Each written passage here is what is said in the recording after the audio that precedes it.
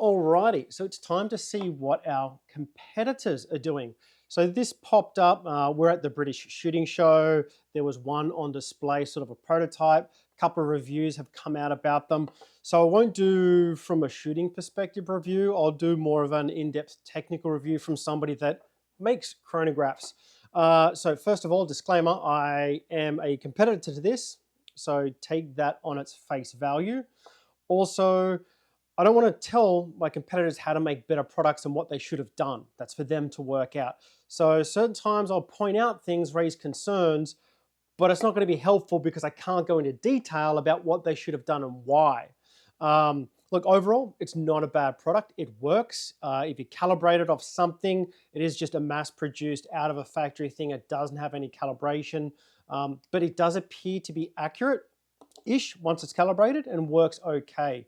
So first of all, looking at the product, it's really nice in terms of aluminium. It's powder-coated aluminium, CNC machined, probably aircraft grade aluminium. So overall, it's a really nice looking product. It does differ in terms of the approach of the Nate Croney, and this uses specific components, ultra low power. They do one thing really, really well, which is to do some timing. Low power, it's got a battery, it's got a screen. The Nate Croney, we use a generic high power processor, consumes a lot more power, but at the same time, we can do a lot more different things. You've seen things like the graphing come out. We've got some really cool stuff that we're developing at the moment for adding on capabilities to the Nate Croney as well. So two very different approaches. We've got the flexibility. We can continue to build on top of our product. Because they've used specific components, it can time things, and that's pretty much it. You could do more stuff and put it in an app, I guess. Is one way around it.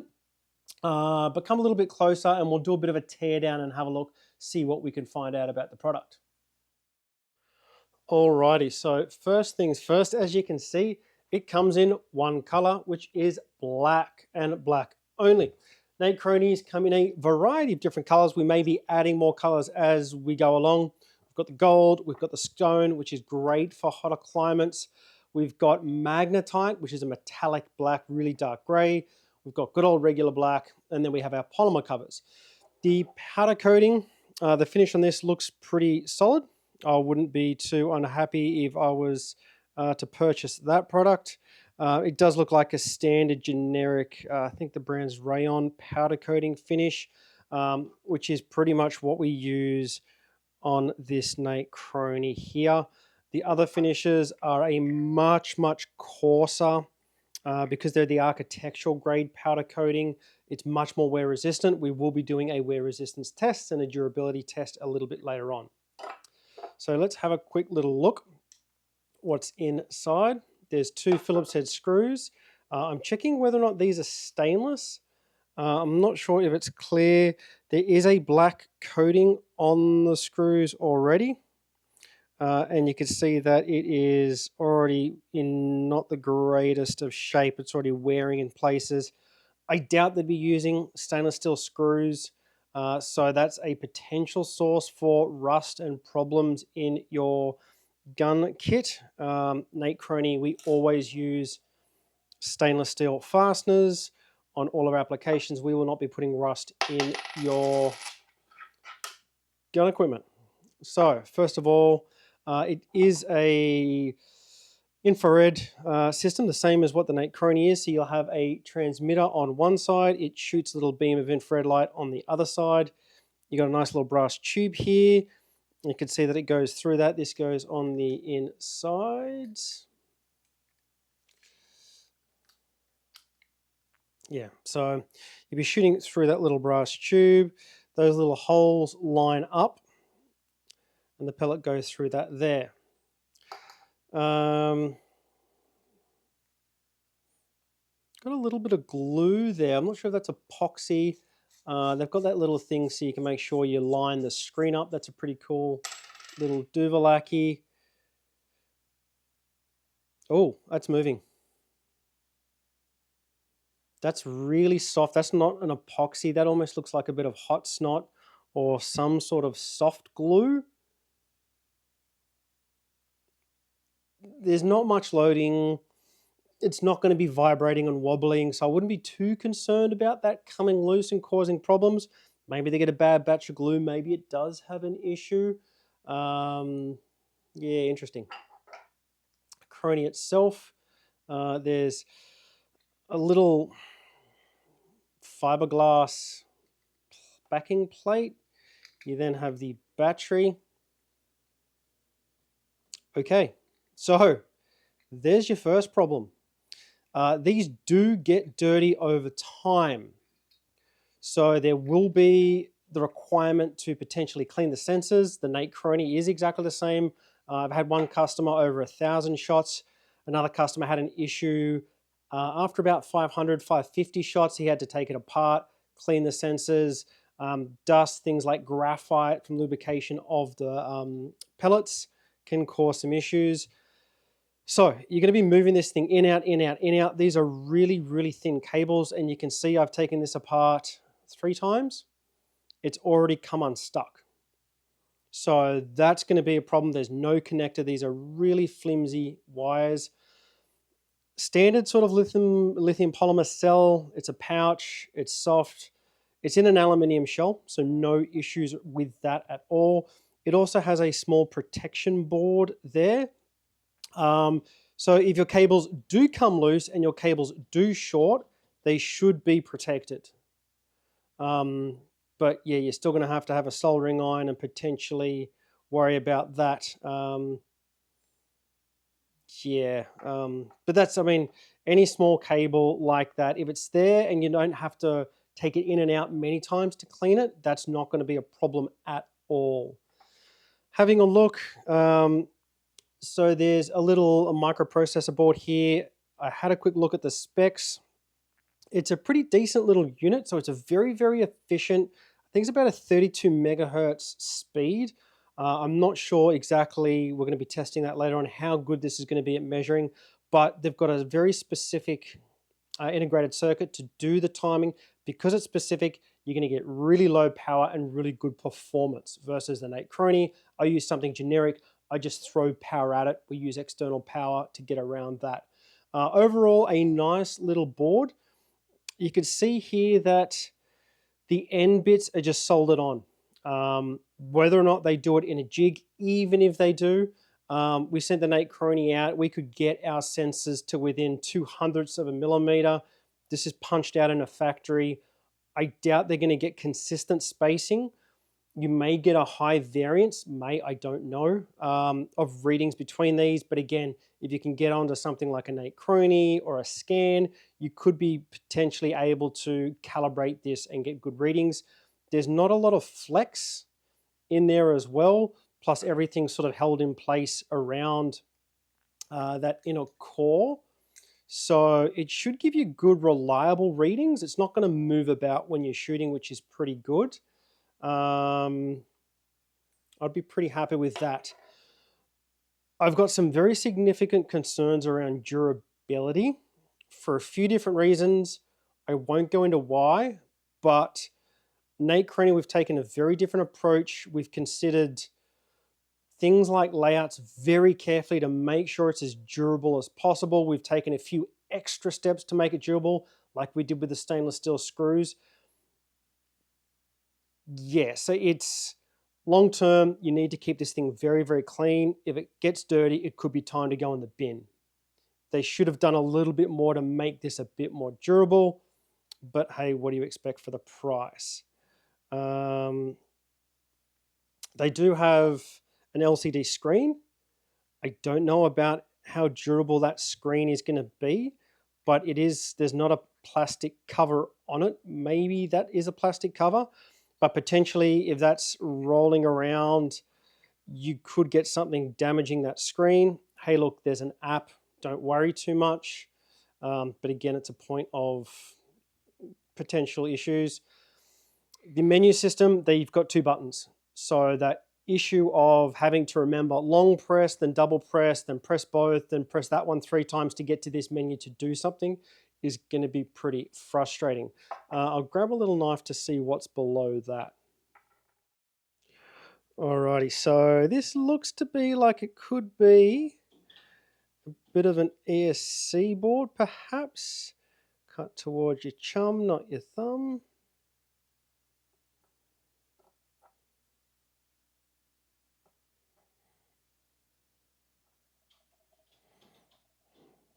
Now they do have it on a sponge backing to hold it in place and give it some sort of durability, which isn't too bad.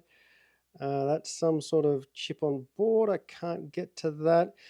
It does potentially look like it is an ESP module, which is similar to what I have in the Nate Crony. That'll be doing the Bluetooth. You can see underneath there is the antenna for Wi-Fi. The fact that they've got that, there's a fair bit of ground plane on the circuit board below the Wi-Fi antenna, and you've got an aluminium case above it. So reception's not going, you're not getting a huge amount of distance and range with the Bluetooth, which is why Nate Creaney, we use a polymer cover, so it doesn't give you any attenuation of the radio frequencies. Get as much range as possible, but it's good enough. You're not going to be too far away from it with whatever device you're using. Putting it back together after cleaning is not too bad. A little bit tricky. You'd be putting that in place. You want to put your fiberglass backing in there. Then you want to put your battery. The fact that the battery's wobbling around, I'm not a huge fan of. It's in there pretty snug, but if it's going to get belted around, dropped, it could move. Again, putting stress on these cables. There's no strain relief of the cables. There's not a plug. Like, what happens when the battery dies? These batteries aren't going to last more than maybe a couple of years. How are you going to replace it? You're going to have to get one of pretty much the exact same size, get a soldering iron, put on another battery, put it into its place. Yeah, a little bit frustrating that they don't have something like with a little header that you can actually plug it into, like a JST connection. But yeah, so put the battery in. Then what you actually want to be doing is to put in the, you want to put the screws in. Then you need to, it's really hard to line up the holes. You want to put the screws in so they come through the circuit board, and then put this bit on top. Don't do it the other way around, because you'll never be able to align all the holes. So put this one in, and then once you find there, screw that up. So we're going to do some performance and durability testing to see how it holds up according to some of its claims. Let's see how we go. Alrighty, so back into the next part of doing the little review. A few things up first. The screws. So the screws, the finish on these screws looked a bit meh. Put them in some salty water, heated them up, etc. They may look a bit naff because they're actually stainless, which is really, really good. So it looks like they've actually got stainless screws. Stainless is very hard to actually make black because it's normally a reactive chemical. Stainless doesn't want to react with anything. So the big long screws may actually be stainless. So hats off to investing in some good stuff there. The instructions, you get sheets and sheets of paper, single-sided. Now, I'm not going to get all Greta on anyone, but why aren't we printing double-sided? I include just QR codes to instructions. People say I'm tight. I say I'm just massively financially responsible. People say I'm also pretty abrasive, but I will tear shreds off you. You'll be better for it. So I'm kind of exfoliating more than anything. What's concerning, there's no app on the app stores. You get 2 QR codes. Now, I'm not sure if this is just the quifeng brand or whatever, but they're not available in the app stores. When you put an application on the app store, there's certain checks and security and validations that they do to make sure that that app is safe and not doing anything nefarious or dodgy. The fact that when you scan these codes, it sends you to a server in China to download an application. When you install that application, your device says you can't do this because of the security settings. You can't just download an application from Lord knows where because of what it could potentially do. So big concerns, the fact that they haven't gone through the security and the validation checks to put the app on the Play Store. They just get you to download a file from a server somewhere and like high five. So be cautious of that. honestly, I'd probably recommend getting a separate phone or something that you don't care about that doesn't have your personal data on it. And then, hey, look, you've got an 8 Chrony with a separate screen. So let's talk about accuracy and claims and that sort of stuff. When we're talking about, and I'll put this in a previous post about talking about accuracy and making claims about how accurate something actually is. When we're talking about metrology, which is the science of measurement, it's all about uncertainty. So I did this little graph rather poorly.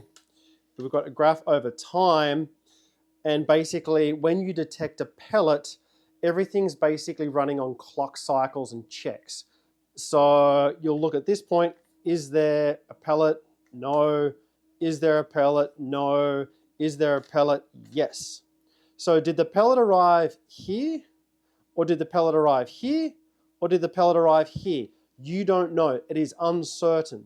So what you want to do is to have the measurement sample rate as close together as possible so you can actually differentiate between when the pellet actually arrived.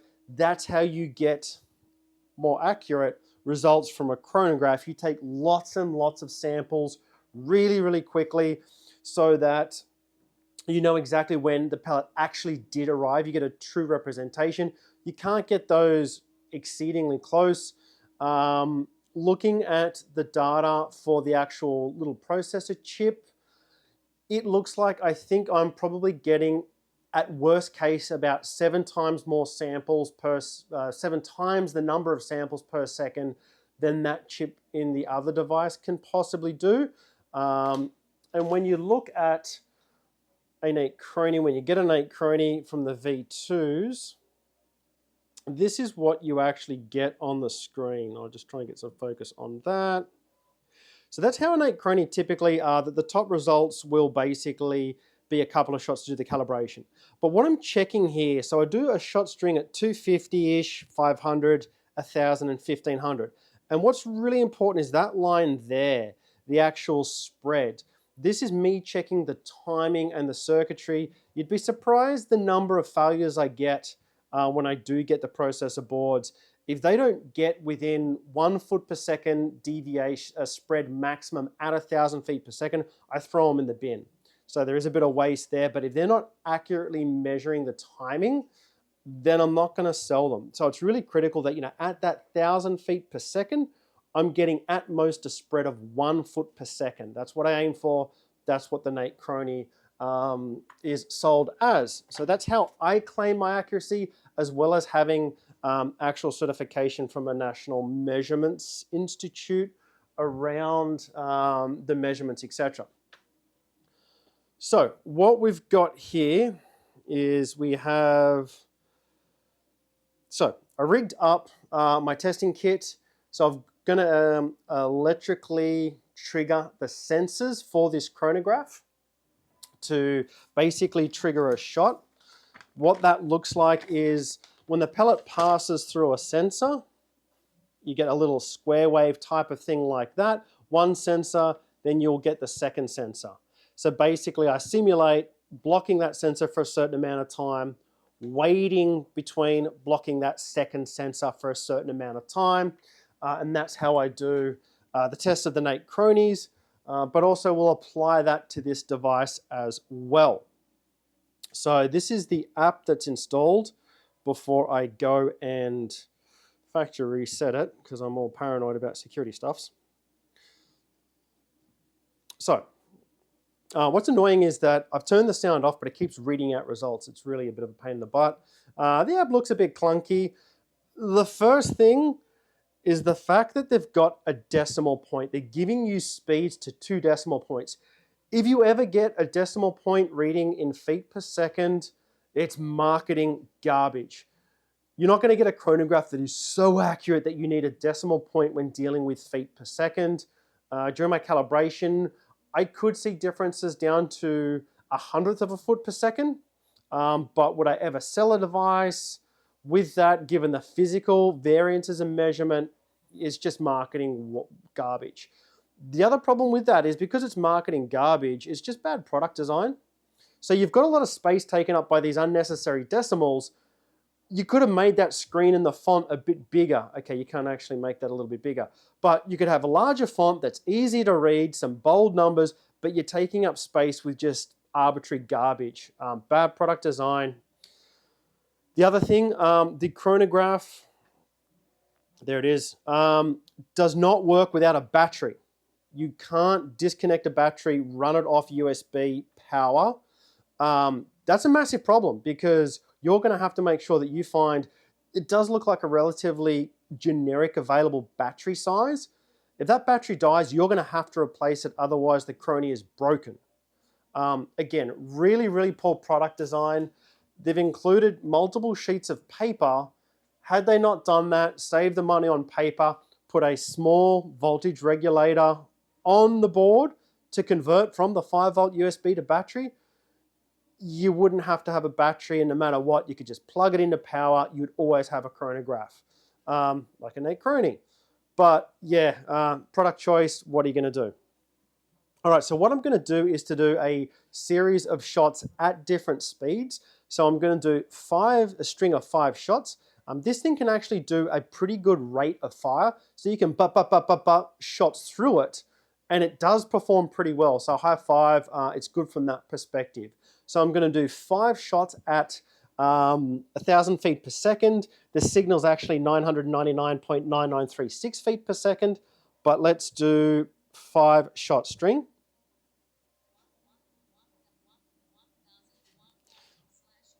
Okay, so it's done 1,001 feet per second, which is perfectly fine. Whether or not it's a slightly different, that's good, that's consistent. I'll do that again. Okay. Now, here's where we're seeing the uncertainty and the problems arise.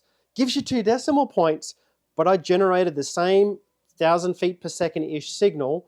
It's given me 998.74 and 1,001.03. Already, it's giving me a variance of 2.5 feet per second. It can't really tell the difference there between 998 and 1,001 feet per second. It's giving the same result. I gave it the same signal, the same time, 1,000 feet per second 5 times. It gave me different results. Again, that really just shows that 2 decimal place thing is garbage when you've got 2.5 feet per second difference when you've got the same signal. So what I'm going to do now is that's 1,000 feet per second. I'm going to go up to 1,001 feet per second. So that's 998 and 1,001. We increase by 1 feet per second. We all get, okay, so I've increased by 1 foot per second to 1,001. So I'm getting 1,001, which is what I got before, and 998. So I'm now potentially 3.5 feet per second off the actual measurement. It's read the same amount, and I've generated a signal which is 1 foot per second faster. Now we're going to go up to 102, so add another foot per second. Delete those.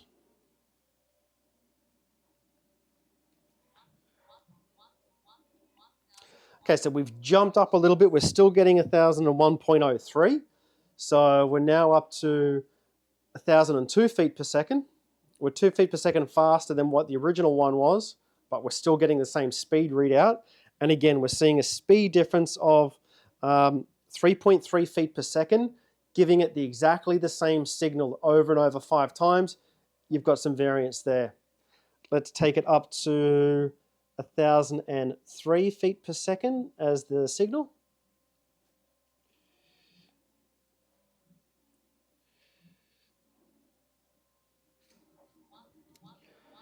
So we're getting 1,003s. We've got 1,001. Again, we've come up a bit more and it's still giving lowish readings, but most of them are a little bit higher, which is good to see. 4,003, 1,001. We'll just do it again, see what the results are. All 1,003s that time. That's awesome. Another test. 1,001, 1,003s, 1,001. So it's sort of, you can see that's that uncertainty. It doesn't sort of kind of know exactly when the pellet arrived. So you'll start to get a little bit of variance in the results at those speeds. We'll take it up to 1004.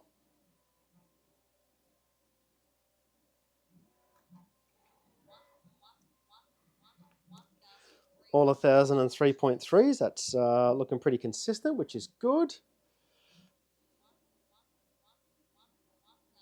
Very consistent. So chances are this is very, very close to one of those measurement lines in terms of the measurement rate. So ultra consistent there.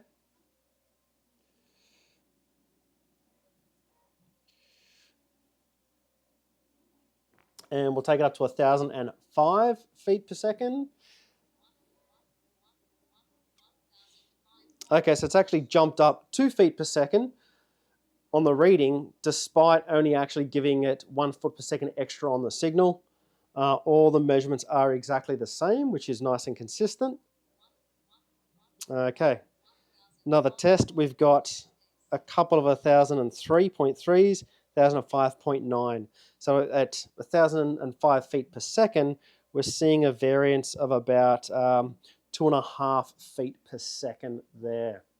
The app does work pretty good. It's apart from those security issues. The icons look a bit shabby, but like my design's not great either. So I'll do some quick changes. This thing says it can do some interesting readings, so I'll reconfigure and we'll get back into the testing in a minute. Alrighty, so let's talk about some advertising. So there's a store in the UK that's selling what looks to be exactly the same product, different branding. They claim to be the world's first muzzle-mounted chrony. The problem is, like, yes, it's advertising, they're trying to generate hype. That store actually had a Nate Chrony 6 months before, well, 3-4 months before this thing ever came out. So to claim it's the world first when the old Nate Chrony was out months before is an outright lie. The fact that they had it and they knew it. But you think about the old Combro. The old Combro, I think, came out in about 2008, 2009. The Combro beat everyone by like 15 years. So it's not like the Nate Chrony was the first one on the block. The fact that they're just outright lying to people to advertise grinds my gears. So this can measure up to a staggering 3,280 feet per second. That's a really interesting number. That's basically the conversion of 1,000 feet to meters. So they're claiming it can measure up to this enormous amount purely because it's got 3 digits in the display. If you've got 3 digits, you can read 999. So it must be able to read up to that. Let's actually test that to see how we go. And again, what does that, it's sort of a nothing claim that it can measure up to. Is it accurate at that range? Let's have a look. So 5 shots at 3,200 feet per second. The other stupid thing is the theoretical maximum speed of an air rifle, there's a couple of forums, I read it on the internet, is 1,600 feet per second. I've put code in the Nate Chrony that if it detects a pellet over 2,000, it'll throw an error because the theoretical maximum speed as imposed by physics is apparently 1,600 feet per second. I've pushed 4 grain pellets to a maximum of about 1,480 feet per second. Why would you advertise something that is not physically possible? Again, just that's marketing. Anyway, let's have a look. So at 3,200 feet per second, 3206, 3182, 3206. So we've got a difference of about 24 feet per second. So can it measure that? Yeah, kind of can, but just not good. And what's really interesting, so 3206.85, so it's giving you exactly to 2 decimal points at 3,000 feet, but then it drops like 24 feet per second. And what you're seeing again with the decimal points, that's just an internal division. It's just dividing a number by another number, which is why you're getting the same number in the decimal points over and over. It's just a bit of a, as I said, it's just meaningless information that's not actual realistic. So you can see it's sort of flipping between the 3182 and the 3206. Can it measure at that speed? You tell me, is that an actual result? Would you rely on that? And it's not physically possible. You can't use it with any powder burners, etc., etc. So I think that's pretty much it. So that's a tech breakdown. As I said before, it's an optical sensor like a Nate Crony, works on the same principles. If you bought it, yeah, it's probably going to be okay. Design-wise, there's some drawbacks. Security, the app, some red flags. For me personally, I would be very cautious about installing an app from Lord knows where. Keeping it clean is going to be really critical. Larger calibers, higher power, there is very significant potential for problems to arise around the cleanliness aspect because, again, they've cut a few corners. The battery, I see the battery being a bit of a problem. If you've got a mate with a soldering iron, those battery terminals come loose. It does have a BMS type of board to protect you from the short circuit. It should be okay. And if that thing was to catch on fire, there's large enough holes, I think, to allow the gas to vent out.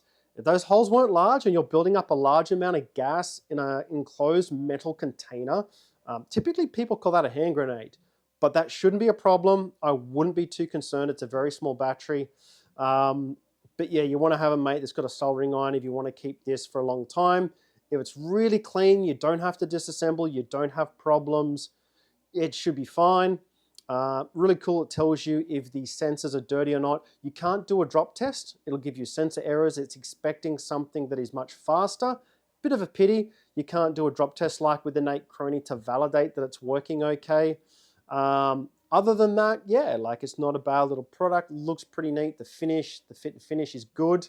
I will do a surface test on that. But yeah, that's pretty much the tech breakdown of the Orcair quifeng muzzle-mounted chronograph.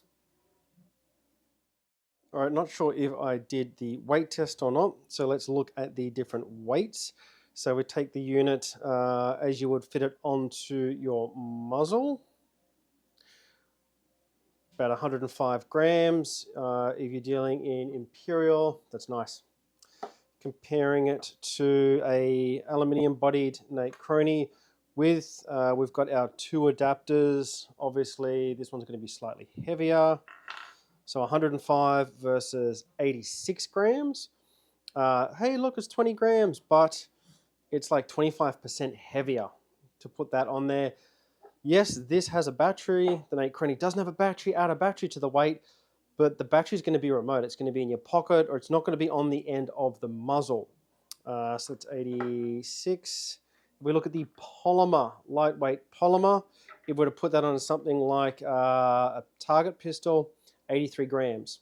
So significantly lighter if it's out there at the end of the pistol.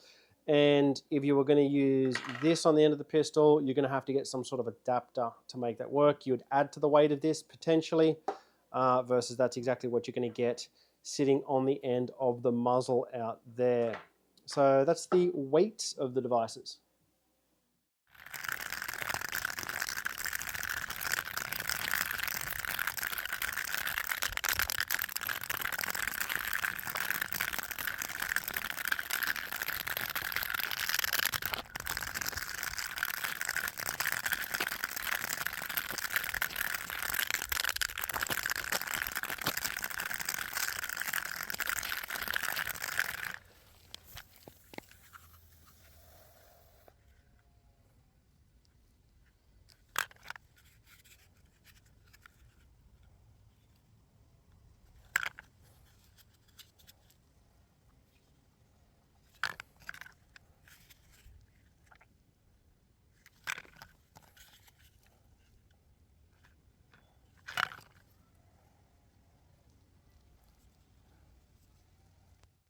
Alrighty, so this is the result of our durability test. So some claim accuracy and durability.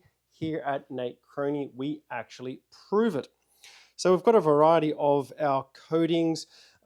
These are all chronographs. They've got the inside, so they should all be the weights they are when you get them in your hands, excluding the adapters. We've got the premium gold, the stone, the magnetite premium, that's going to go up on the site surely. We've got the regular black, we've got the polymer, reinforced polymer, it's not plastic, very different. And then we have the other barrel mounted chronograph for comparison. These three are premium coatings, they're much more expensive. They're quite coarse and quite rough, whereas the standard black is a lot smoother, more of a satin finish, but yeah, these are incredibly rough. Polymer, and yeah, if you think about powder coated coming out of mass-produced factories, that's what you're getting, very, very similar to anything that you've typically seen. So we have a look at the other barrel-mounted chronographs. Now, of course, this is aircraft-grade aluminium. Now, pulling along with the string, obviously the opposite end was going to cop an absolute beating. We don't appear to have any damage on the screen, which is pretty sweet. But yeah, it's really chewed up in terms of the aluminium appears to be quite soft, soft aircraft, I guess. If we compare it to the Nate Crony, which has got a similar powder coating by the look of it, pretty chewed up at the ends, elsewhere not so much. And if we compare it to something like the premium version, pretty much untouched. Obviously it copped a belting at the edges there, but otherwise they're not too bad. They're in pretty good nick. They look quite good overall. So you sort of do get, that's a little bit of laser etching there. That was a defect in the powder coating process, which is why I did the test with this one. And the polymer. Now, if you drop these off a bench, the polymer's going to crack. It's plastic, right? The aluminium's going to be fine. But I was surprised at how the polymer sort of held up to getting banged around, you know, on the ground. If you're looking at lots of small little nicks, the polymer's pretty durable, I'd say. I was pretty impressed with that. I would have thought more. I would have thought potential cracks, but it's, yeah, better than expected. So that is the durability testing of the chronographs and a quick comparison. The three premium finishes, the standard finish, polymer, and that other one.